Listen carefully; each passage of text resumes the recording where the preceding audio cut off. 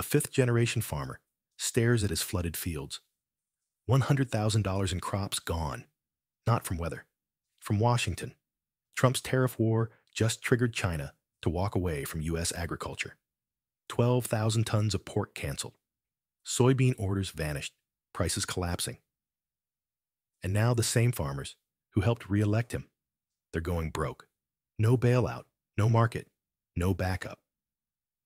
So the real question isn't who they'll vote for. It's whether their farms will survive until the next election. The celebration didn't last long.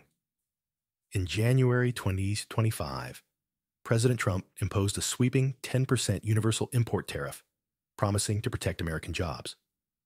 But by March, panic had replaced patriotism in farming towns across Iowa, Illinois, and Kentucky. According to USDA trade data, China, Vietnam, and the EU launched near immediate retaliation, specifically targeting U.S. agriculture, which still accounted for 20.5% of total U.S. exports in 2024. Within weeks, $6 billion worth of contracts were frozen or canceled. Farmers who had already planted spring crops were trapped. Their markets closed overnight. What began as a nationalist trade maneuver rapidly mutated into an internal economic collapse. And this time, the damage is measurable in acres, not rhetoric. But why was agriculture the first target, and what does Brazil have to do with it? On February 12th, China pulled the plug on 12,000 metric tons of U.S. pork imports, marking the largest cancellation since 2020's pandemic disruptions. Days later, Beijing finalized new grain supply deals, with Brazil replacing nearly $14 billion worth of U.S. soybean imports with Brazilian product. USDA's 2024 data shows China now buys less than 21% of U.S. soybeans, down from 40% a decade ago. Meanwhile, Brazil's soybean exports to China grew 26% year over year.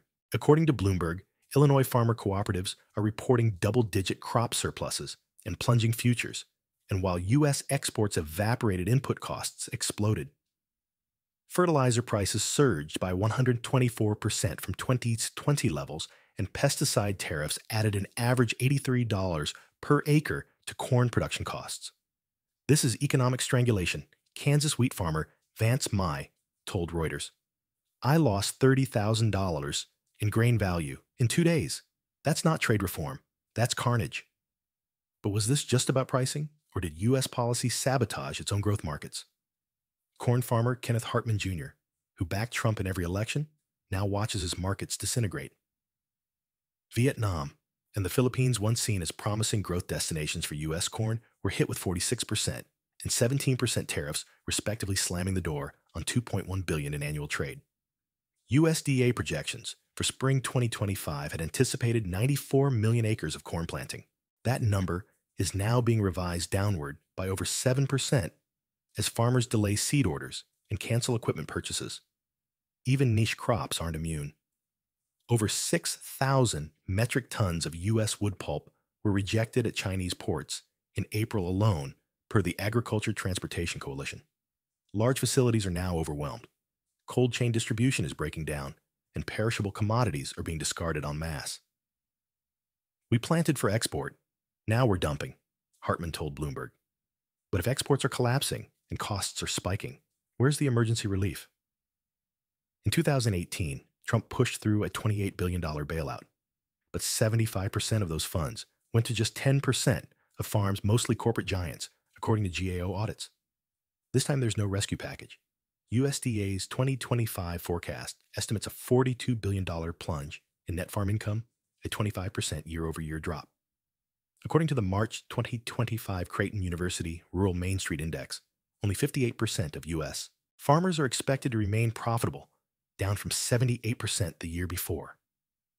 With the 2018 Farm Bill safety net depleted and the 2025 update still stalled in Congress, the industry is now facing its worst liquidity crunch since 1986.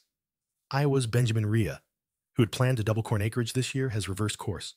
He's planting soybeans not for margin, but because they're less financially fatal. Across the Midwest, expansion has stopped. What remains is contraction, consolidation, and survival mode. And this time, farmers aren't waiting quietly for Washington to catch up. Let's freeze the frame. Because this wasn't supposed to happen. Because no one thought the MAGA base would turn this fast. Not in Trump country. Not in counties where loyalty used to be louder than losses. But now the tractors are parked, the signs are coming down, and the silence from Washington is the loudest thing these farmers have heard in years. On April 7th, cotton farmer John Fleming sat in Halifax County, North Carolina, watching prices collapse to chic $49 per pound below break-even. It hurts, I can't deny it, he told Le Monde. He won't plant cotton this year. Trump carried his county by over 60%. Yet Fleming won't reveal his vote again, worried his tractor might be vandalized. According to USDA election mapping, Trump secured majorities in 433 of 404 farming-dependent counties in 2024, often exceeding 75%. But since the tariffs reports of farmers removing Trump signs, refusing GOP donations, or openly criticizing the administration have surged in regional Aggie publications. As MAGA lawmakers echo Fox News lines like, short-term, pain long-term gain disillusionment is spreading. We've had 2 years of flooding falling prices, and now we're a bargaining chip, said Texas sorghum grower Travis Johnson. If this is strategy, who's it working for? But if MAGA counties are breaking ranks, what happens when Congress is forced to pick sides? For the first time in decades, bipartisan lawmakers are pushing to curb the president's trade authority. The Stop Raising Prices on Food Act would prohibit tariffs on the top 5 U.S. agricultural export destinations, aimed directly at salvaging trade with China, Mexico, and Vietnam. Meanwhile, the proposed Trade Review Act would sunset any new tariff within 60 days, unless Congress votes to keep it. Lawmakers backing the bills cite collapsing exports, rising farm bankruptcies, and a USDA projected $42 billion income loss for 2025. At the center of this movement, pressure from agricultural states once considered untouchable Trump territory. The American Farm Bureau now warns that over 1/5 of farm income depends on exports that are rapidly disappearing. But while Washington debates legislation in California's Central Valley produce is already rotting, and no bill will bring back lost time. In the Central Valley, fruit and vegetable farmers are racing against time. Unlike corn or soybeans, their crops can't wait. With port congestion worsening and 15 USDA programs still frozen for review, thousands of tons of fresh produce now sit in limbo. Cold storage space is maxed out. Logistics firms are turning away deliveries, and contracts with China in the EU, previously worth billions, have dried up. Annanite, a citrus farmer with 2 decades of school district contracts, says she's surviving, but others in her cooperative face collapse. According to Politico, over $2.5 billion in agricultural programs remain suspended as the Trump administration conducts anti-DEI and climate compliance reviews. Knight calls the funding cliff very real, and for small growers relying on USDA-linked school lunch programs or food bank contracts, there may be no recovery window left. What's replacing federal support? For many, the answer is nothing. USDA offices across rural America are going dark.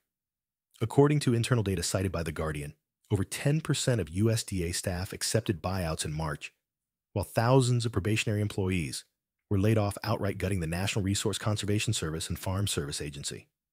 This coincides with the abrupt cancellation of the $3.2 billion Partnerships for Climate Smart Commodities program designed to improve soil and air quality on commodity farms.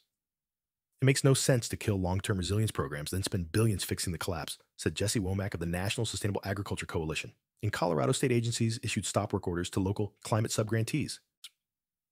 Unable to confirm if expenses would be reimbursed, USDA Secretary Brooke Rollins defended the cuts, calling the programs Biden-era slush funds. Yet, as funding disappears, farmers are left without the technical support they've relied on to reduce costs and adapt to climate volatility. So what happens when even the safety net is dismantled mid-harvest? On April 6th, 13 inches of rain fell on cotton plant, Arkansas, flooding fields, and stalling spring planting. Community farmer Adam Chappell, who grows corn, soybeans, cotton, and rice, said his crop survived, but his USDA-funded conservation project was frozen for weeks. We're already in a precarious situation, Chappell told The Guardian. If this trade war isn't resolved by harvest, we'll lose a critical mass of producers. Economist Betty Resnick warned that without a revised farm bill or direct USDA support, farmers will almost certainly bear the brunt of these tariffs. Travis Johnson in Texas added, "We're not competing anymore. We're collateral. With China's agricultural imports from the U.S. down 15% year over year, and Brazil filling the vacuum, even traditionally, loyal farmers are now asking, what if the trade war wasn't strategic but self-sabotage? If markets don't reopen and bailouts don't arrive, who exactly is winning this war? The numbers are no longer abstract. $42 billion in projected farm income, losses, 15 federal programs frozen, and U.S. agricultural exports to China, down from $29.2 billion in 2023 to $24.7 billion in 2024 per USDA. These aren't just statistics, they're survival margins. And in counties where Trump once commanded 78% of the vote, farmers are quietly asking whether loyalty is being answered with abandonment. The global agriculture map is redrawing itself in real time. Brazil, Argentina, Vietnam, they're not waiting for Washington to course correct. They're building new trade corridors. And U.S. farmers, many are watching their markets, their margins, and their futures evaporate. So if the next farm collapse isn't a fluke, but a feature of this policy, then ask yourself, is rural America finally ready to walk?